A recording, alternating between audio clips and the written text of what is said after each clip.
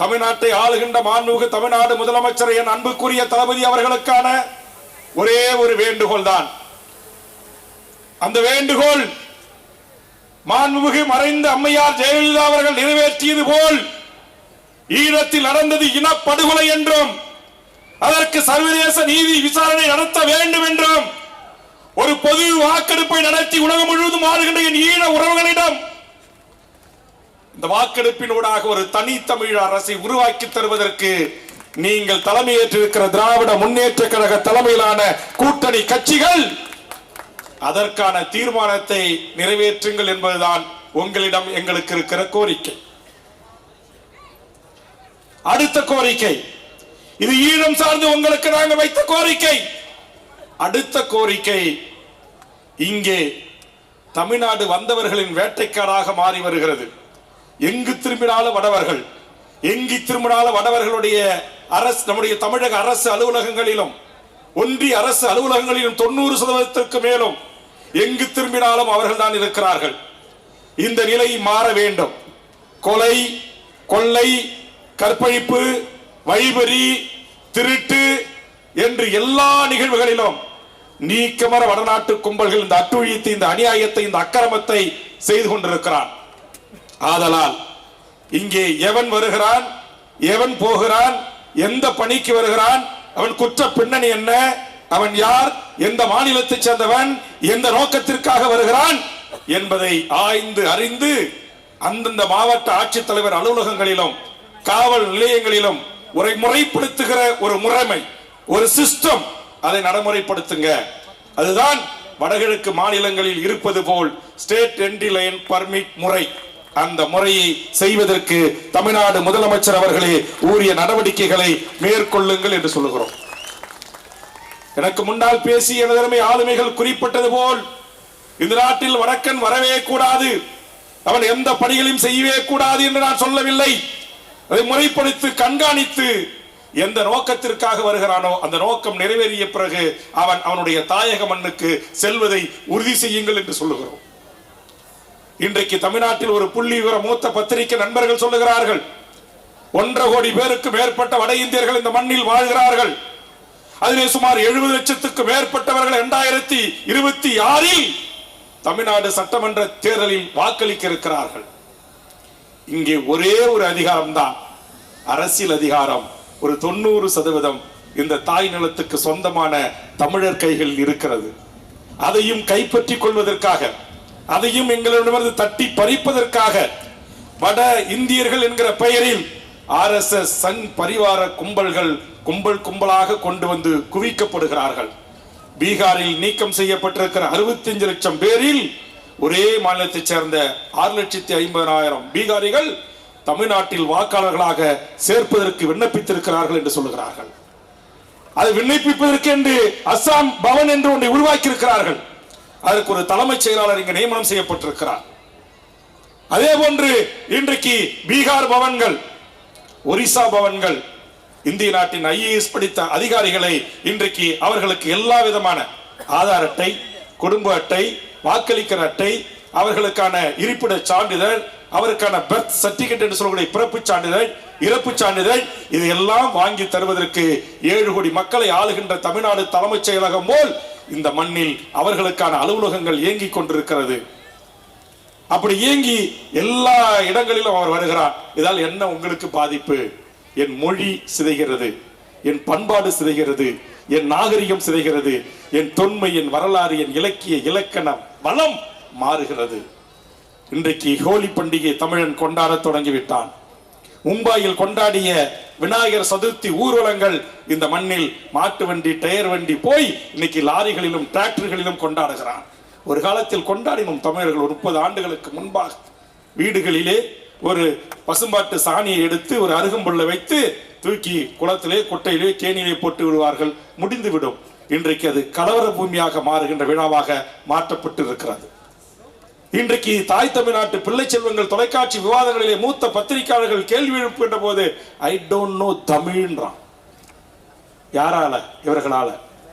Happy street என்கிற கலாச்சார சீரழிவு நடனங்கள் இந்த மண்ணில், நட்சத்திர விடுதிகளிலே டிஸ்கோ என்கிற பண்பாட்டு சீரழிவு வடவர்களின் ஆதிக்கத்தினால், இங்கே தொடர்வண்டி நிலையங்களை முன்பதிவு செய்து நாம் அமர்கின்ற இடங்களில் அவன் வந்து உட்கார்ந்து கொண்டு நம்மை இழுத்து வெளியே வீசிவிட்டு நம்மிடத்தில் சண்டை போடுகிறான்.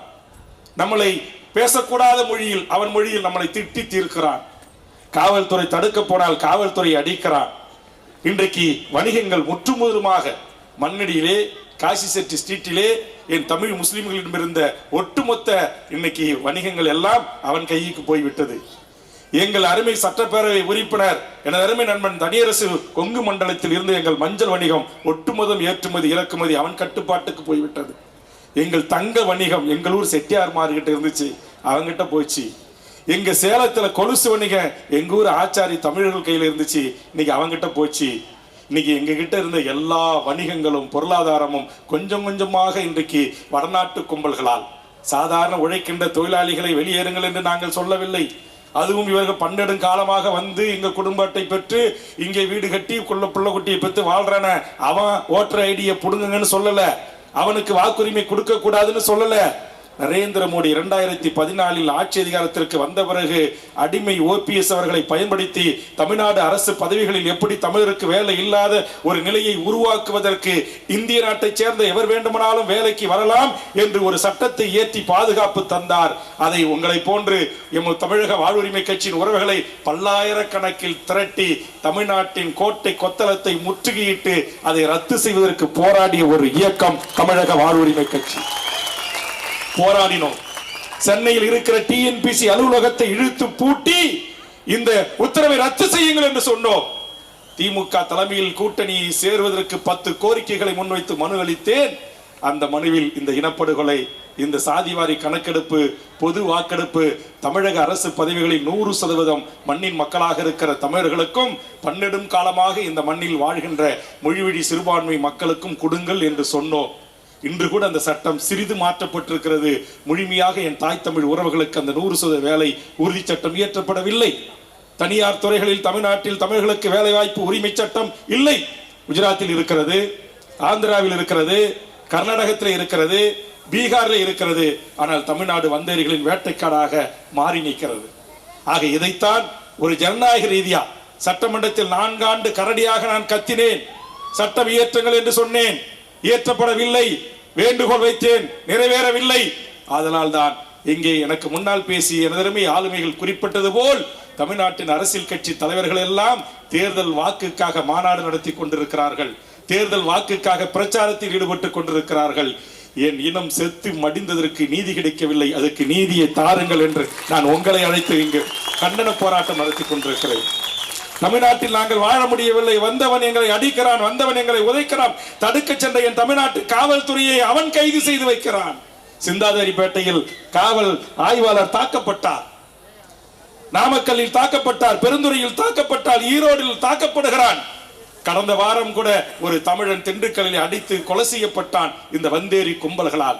இதை கேட்பதற்கு நாதி இல்லையா? நான் இன வெறியை ஊட்டவில்லை, இன ரீதியாக வடவர்களை பார்த்தால் அடி உதை என்று சொல்லவில்லை. அவன் உழைக்கின்ற வர்க்கம், பாட்டாளி வர்க்கம். நான் அவனுக்கும் 8 மணி நேர வேலையை உறுதி செய்ய, அவனுக்கு இஎஸ்ஐ கொடு, பிஎஃப் கொடு, ஒழுகாத வீடு கொடு, மருத்துவம் கொடு, எல்லாம் கொடு. ஆனா ஒரு நிறுவனத்தில் பணி செய்ய வரான்னா அந்த பணி ஒப்பந்தம் முடிந்து விட்ட பிறகு அவன் சொந்த மண்ணுக்கு திரும்புவதை உறுதி செய். இங்கு வாக்காளர் அட்டை தராத, அது மோடியினுடைய அஜெண்டாவோடு வந்து இறக்கப்படுகின்ற RSS சங் பரிவார கும்பல்கள் இதை நாளைக்கு கலவர பூமியா மாத்துவான். தமிழன் இங்கு ஒரு தாய் பிள்ளையாக வாழ்கிறோம். அங்கொன்றும் இங்கொன்றுமாக ஒரு சாதி கலவரங்கள் நடக்கலாம், ஆனால் மத கலவரம் இல்லாத பூமியாக எங்கள் தமிழர் நிலம் இன்றைக்கு பண்பட்டு இருக்கிறது. இதை பாழாக்குவதற்கு வானர கும்பல்கள் வந்து இறங்குகிறான். வடநாளில் உத்தரப்பிரதேசத்திலே ஹோலி பண்டிகையின் போது ஒரு மூடி இருக்கிற பள்ளிவாசலை ஒரு மிகப்பெரிய மரத்தை கொண்டு நூற்றுக்கணக்கான RSS வானர கூட்டங்கள் ஒன்று சேர்ந்து அந்த பெரிய மரத்தை எடுத்து அந்த கேட்டை உடைத்து உள்ளே சென்று அங்கு தொழுது கொண்டிருந்த இஸ்லாமியர்களையும் தாய்மார்களையும் தாக்கினார்கள். மாட்டுக்கரியின் பெயரால் மனிதத்தை படுகொலை செய்தார்கள். இந்த அநியாய அக்கிரமங்கள் எல்லாம் இங்க மாமனாக, மச்சானாக, அண்ணனாக, தம்பியாக அவன் ஏற்றுக்கொண்ட மார்க்கத்தின் அடிப்படையில் இஸ்லாமியனாக இருப்பவனை ஒரு வெறுப்பு பிரச்சாரத்தை உருவாக்கி தருகின்ற அந்த சங் பரிவார கும்பல்கள், வானர கும்பல்கள் இன்றைக்கு இங்கு அதிகாரத்துக்கு வர துடிக்கிறான். சில ஆண்டுகளுக்கு முன்பு செங்கல்பட்டில் நாடாளுமன்ற உறுப்பினராகவும் சட்டமன்ற உறுப்பினராகவும் ஹீராசந்த் என்கிற ஒரு மார்வாடி வட்டி கடை வைக்க வந்தவன் எம்பியா இருந்தான். அண்ணன் தனியரசுக்கு தெரியும் நினைக்கிறேன். நம்முடைய திருவண்ணாமலை கோவிலில் முதல் மரியாதை திருவண்ணாமலையினுடைய நகரமன்ற தலைவராக இருந்த பவுன்குமார் என்கிற வட்டிக்கடக்காரனுக்கு அளிக்கப்பட்டது. எத்தனை என் தாய் தமிழ் உறவுகளுக்கு தெரியும்? சவுகார் பேட்டையில் இந்தியில் போஸ்ட் அடின்னு சொல்றான். நாட்டுடைய முதலமைச்சராக இருக்கிற திமுக கழகத்தை பார்த்து ஓட்டுக்காக அடித்தார்கள் அந்த கட்சியினுடைய இந்நாள் மந்திரிகள், அன்றைய மாவட்ட செயலாளர்கள். ஆக ஓட்டுக்காக நாளைக்கு அவன் வீட்டிலும் போய் அவனை கட்டி அணைத்து பரஸ்பரம் அன்பு செலுத்தி ஜி இங்கே என் அருமை நண்பர் சொன்னது போல் ஜி வாக்களிங்கள் என்கிற அவலத்துக்கு தமிழன் சென்று விடுவான். இங்கு ஆளுகின்ற கட்சிகள் சென்று விடும், தேசிய கட்சிகள் சென்று விடும், தமிழுடைய தனித்துவ அடையாளங்கள் பாழா போய்விடும், தமிழ் இனம் அழிந்துவிடும், தமிழ் மொழி கலப்பு ஏற்படும், தமிழ் சிதவு ஏற்படும். இங்கு தமிழனுக்குரிய அத்தனை பெருமைகளையும் இன்றைக்கு நிர்மூலமாக்கி அதன் ஊடாக அரசியல் அதிகாரத்தை கைப்பற்றிக் கொள்ளலாம் என்று நினைக்கின்ற சங் பரிவார RSS கும்பலின் திட்டம்தான் வடவர்களின் திட்டமிட்டு இறக்குமதி. அந்த திட்டமிட்டு இறக்குமதியை தான் தமிழ்நாடு முதலமைச்சர் அவர்களே தடை செய்யுங்கள், அதை கண்காணியுங்கள், அவர்களுக்கு வாக்களி உரிமை தராதீர்கள். இங்கே எத்தனையோ சேட்டு மார்வாடி 50 வருஷம் 100 வருஷமா வந்துட்டான். அவன் வந்து ஓட்டு போட்டுட்டு இருக்கிறான், குடும்பத்தோட இங்க வாழ்றான். அவனை அடிச்சு பேக்கப் பண்ணுங்க நான் சொல்லல, அவனுக்கு ஓட்டுரிமை கொடுக்க கூடாதுன்னு சொல்லல. ஆனா திட்டமிட்டு என் வாக்குரிமையை மைனாரிட்டி என்று சொல்லக்கூடிய சிறுபான்மை ஆக்கி அவர்களை பெரும்பான்மை ஆக்கி இன்னைக்கு ஒரு தொகுதியில் எம்எல்ஏ ஜெயிக்கிறதுக்கு 50 ஓட்டு 100 ஓட்டு 5 ஓட்டு 1 ஓட்டு முக்கியம். அப்படி இன்னைக்கு 6,50,000 பேர் ஒரு பீகார்காரன் வந்தானா, அப்ப உத்தரப்பிரதேச ராஜஸ்தான்காரன், குஜராத்துக்காரன், டெல்லிக்காரன், மத்திய பிரதேசக்காரன், பீகார்காரன் என்று எல்லா மாநிலத்திலிருந்து எத்தனை லட்சம் பேர் வாக்காளருக்கு மனு செய்திருப்பான். அவர்கள் எல்லாம் வாக்காளர்களாக மாறினால் தாய் தமிழர் நிலம் என்னவாக இருக்கும்? தாய் தமிழரின் பிரதிநிதியாக எவன் வருவான் என்பதை தயவு செய்து நீங்கள் சிந்திக்கணும். அதற்காகத்தான் இந்த கூட்டம். இப்படி தமிழக வாழ்வுரிமை கட்சியின் தலைமையின் வேண்டுகோளை ஏற்று அத்துணை தலைவர்களுடைய உழைப்பு, இங்க நான் பல பேருக்கு நன்றி சொல்லணும். இன்னும் கட்சியில முழுசா உட்கட்சி தேர்தல் நடந்து முடியல, இன்னும் பல பேருக்கு பொறுப்பு தரல. ஆனால் அவர்கள் கூட கடமையை உணர்ந்து எல்லாரும் ஆயிரக்கணக்கிலே, ஒரு மாவட்டத்திலிருந்து 80 பஸ், ஒரு மாவட்டத்திலிருந்து 30 பஸ், ஒரு மாவட்டத்தில் ஒரு தனிநபர் 800 பேர் 1000 பேர் என்று செங்கல்பட்டு டோல்கேட்ல, ECR டோல்கேட்ல, ஸ்ரீபெரும்புத்தூர் டோல்கேட்ல எல்லாத்தையும் நான் வீடியோ பண்ணி எல்லா வண்டி வாகனங்கள் யார் யார் ஏற்பாடு செய்து எப்படி வந்தார்கள், உங்களுடைய சொந்த உழைப்புல உங்களுடைய பங்களிப்புல இந்த கட்சி 14 ஆண்டு காலம் உங்கள் உதிரத்தில் வளர்த்து கொண்டு வருகிறீர்கள். நான் அழைப்பது என்னை முன்னிலைப்படுத்துவதற்கோ அல்லது என்னை சார்ந்தவர்களை முன்னிலைப்படுத்துவதற்காக அல்ல. நான் இந்த போராட்டங்களை எல்லாம் நீங்க கூர்மையாக கவனித்தீர்கள் என்று தெரியும். கூர்மையாக கவனித்தீர்கள் என்றால் உங்களுக்கு தெரியும், இந்த மண்ணுக்காகவும் இந்த மொழிக்காகவும் இந்த இனத்திற்காகவும் நடத்தப்படுகின்ற போராட்டம். இந்த போராட்டத்திற்கு பல்லாயிரக்கணக்கில் திரண்டு லட்சக்கணக்கிலே பல்லாயிரக்கணக்கிலே செலவு செய்து கட்டிச்சோர் கட்டிக்கொண்டு நேற்றிரவில் இருந்து புறப்பட்டவர்கள், இன்று காலை புறப்பட்டவர்கள் என்று இங்கு பல்லாயிரக்கணக்கான உறவுகள் திரண்டு வந்து இந்த போராட்டத்தின் நோக்கம் வெற்றியடைய மிகப்பெரிய உதவி செய்திருக்கிறீர்கள். உங்களுக்கு நெஞ்சார்ந்த நன்றியை காணிக்காக்கி நீங்க அனைவரும் வீடு திரும்பும்போது மிக பத்திரமா பாதுகாப்பா திரும்பணும். தமிழக வாழ்வுரிமை கட்சி உங்கள் பெரும் உழைப்போடு 14 ஆண்டு காலம் நடத்திய இந்த போராட்டத்தை ஒரு புத்தகமாக புதுவை கட்சியின் மாநில அமைப்பாளர்களில் ஒருவராக இருக்கிற தம்பி தமிழ்வழி தொகுத்திருக்கிறார். அதை எங்கள் தமிழ் தேசிய தளத்தில் இருந்து பணியாற்றுகிற என் பேரன்புக்குரிய அண்ணன் தனியரசு அவர்கள் அதை வெளியிட வேண்டும் என்று கேட்டு அதை நான் பெற்றுக்கொள்கிறேன். இனி வரும் காலங்களில் அது உங்கள் கைகளுக்கு வரும். அந்த வரலாற்றை நீங்களே ஒரு கணம் திருப்பி பாருங்க. நானே என்னை அறியாமல் கண் கலங்குகிறது அந்த பக்கங்களை பார்க்கின்ற போது. ஒவ்வொரு போராட்டத்திலும் எத்தனாயிரம் என் உறவுகள், எத்தனை போராட்டங்கள், இது நமது கட்சி தான் நடத்தியதா என்று ஆச்சரியக்குறி என்னை ஆச்சரியப்பட வைக்க செய்கிறது. அந்த அளவுக்கு அந்த தொகுப்புகள் அங்கே இருக்கிறது. அதையும் வாங்கி நீங்கள் கண்டிப்பாக படிக்க வேண்டும் என்று கேட்டு அனைவரும் மிக பத்திரமாக மிக பாதுகாப்பாக உங்கள் இல்லம் திரும்புவதை உறுதி செய்ய வேண்டும் என்று கேட்டு